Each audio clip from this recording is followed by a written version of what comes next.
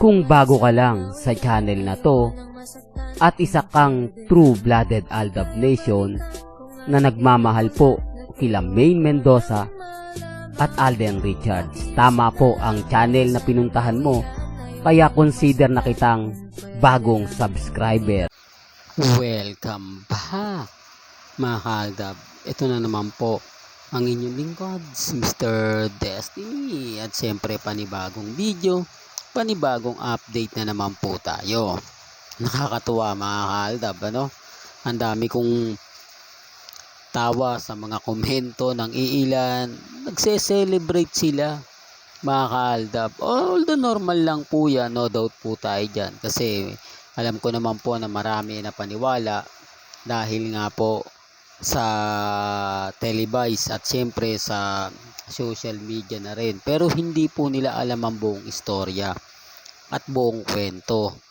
Ngayon, dati pag nagpo-post sila mga kaaldab ng first year anniversary, maraming komento na ganito ganyan, pero iba na po komento nila ngayon.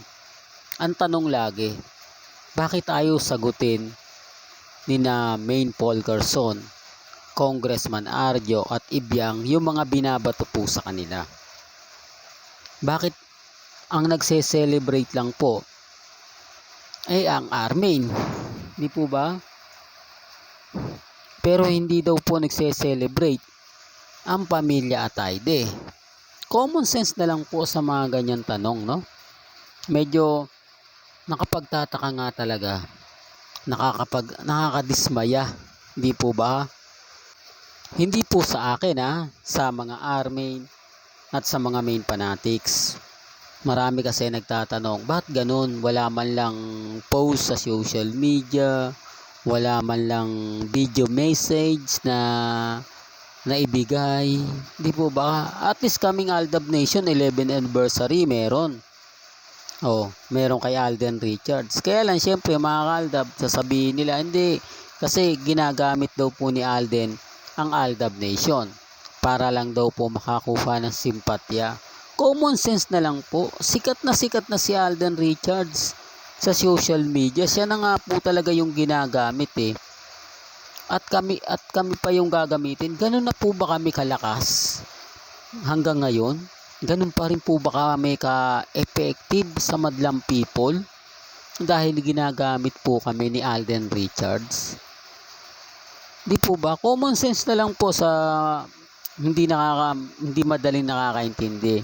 Sila na po nagsasabi na laos na ang Aldab Nation. Sila na po nagsasabi na wala na ang Aldab Nation. Pero kapag binati kami ni Alden Richards, ginagamit daw po kami. Kapag sinasabing single, ginagamit lang kasi ni Alden yung Aldab para makakuha ng simpatya. Ibig sabihin po niyan mga kaaldab, marami kami. Hindi po ba? Real talk mga kaaldab. Kaya nga sabi ko sa inyo, hindi kami binabasag nila Mengay at ni Alden Richards. Dapat, itong anniversary ng Armain, walang katanungan. No doubt dapat, di po ba? Ang ibig kong sabihin, bakit ganon? Hindi man lang sila nag-update, nag-aantay isang post video ni kay Mengay sa 8 Bulaga. Pero walang nakita, walang napanood, walang napakinggan. Wala man post sa social media, hindi man daw nagparamdam. Doon pa lang po mga kaaldab, may mali na no? Saan ka naman kasi makakita na nagse-celebrate pero walang ganap? Nagse-celebrate pero hindi mo ramdam, hindi mo nakikita. Hindi po ba? Kaya nga po ako mga kaaldab, natatawa na lang ako kasi may mga bagay-bagay nga po na mahirap nga po talagang ipaliwanag. May mga bagay-bagay o punto na dito nyo lang po talaga maiintindihan at mauunawaan sa channel ni Mr. Destiny. Kaya sabi ko sa inyo mga kaaldab, tayo po yung Aldab na binibigyan ng pabor, binibigyan ng talagang effort ni na Alden at ni Maine.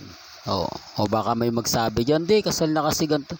Ulitin ko po walang pagbati. Sinasabi nilang ninong sa kasal si Henyo Master Joey De Leon, Tito Vic and Joey o Tito Sen at Bossing Vic Soto. Pero ba't walang paramdam? Wala man lang, Mengay 3 years na kayo, wala ka pa rin chikiting. Mengay ganito ganyan, bakit wala pa rin? Mengay ganito ganyan, bakit ano? Yung tipong ganun, wala eh. Kaya yung katanungan, dalawa na po ang anak ni Mengay, ni Maha, at naunahan pa sila ng mga bagong kasal. At yung ikakasal pa lang.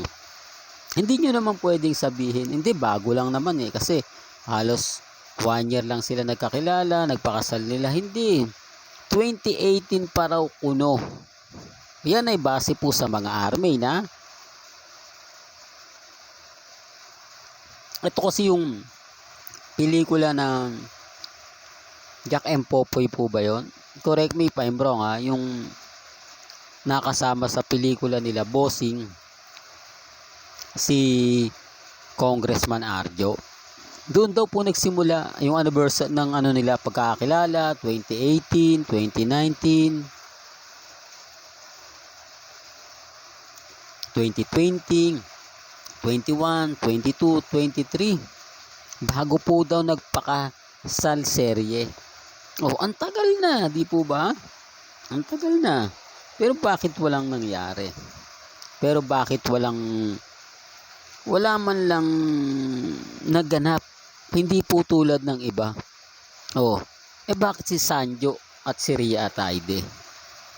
Sabihin na natin, 1 year ang ligawan at 6 months ang ligawan, 1 year nagpakasal na. Nakadalawa na agad.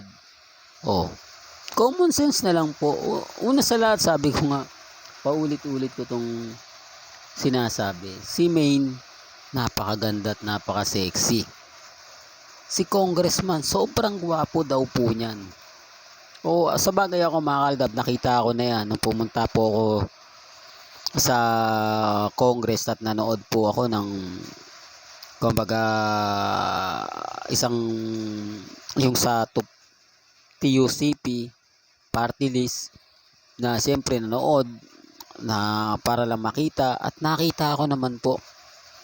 Kaya nga sabi ng iba, marami daw pong ginikilig kapag nakikita si Congressman Arjo. At marami naman nagsasabi na sobrang ganda daw ngayon ni Mengay at blooming na blooming. Doon pa lang po mapapatanungan na kayo eh. At bakit hindi sila nagsasalita na ganito ganyan? Tapos yung birthday po ni Maine, wala man lang video greetings. Wala man lang pa video sa Itbulaga. Tapos eto pa po, yung 11th anniversary ni Mengay sa showbiz. Main fanatics lang talaga nag-celebrate. Pumunta pa sa Itbulaga studio para lang makita. Kaya sinasabi ko to mga kaldab, para lang po sa mga taong hindi alam ang buong istorya. Hindi alam ang buong kwento, basta't makapag-react lang. Basta't makapag ganito ganyan lang. Kaya nga ako mga kaldab bilang Aldab Nation, at lagi ko naman itong sinasabi at paulit-ulit ko naman po na binibigyan kayo ng mga update at ganap. Dumidepende na lang po ito sa sitwasyon. Dumidepende na lang po ito sa mga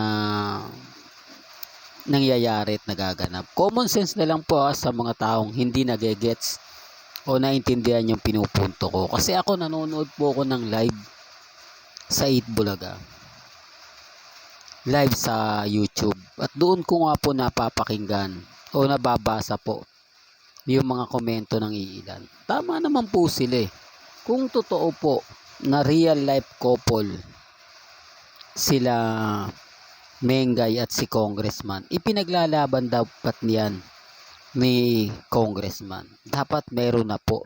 Dapat nagsasalita na po si Ibiang. Nasaan na po yung tapang ni Ibiang? Wala na po no? Well, paulit-ulit ko itong sinasabi dahil nga po nag-anniversary sila para alam din po ninyo ang totoong istorya at totoong naganap. Hindi po ba? Well, hanggang dito na lang po ang ating latest updates. Kaya kung gusto nyo pa po ng pinaka-latest at sariwang update, abay lagi lang po kayong tututok dito po sa channel ni Mr. Destiny para updated kayo sa mga bago at sa mga latest na i-upload po natin maya maya lang. Hanggang sa muli, salamat po sa panonood at pakikinig.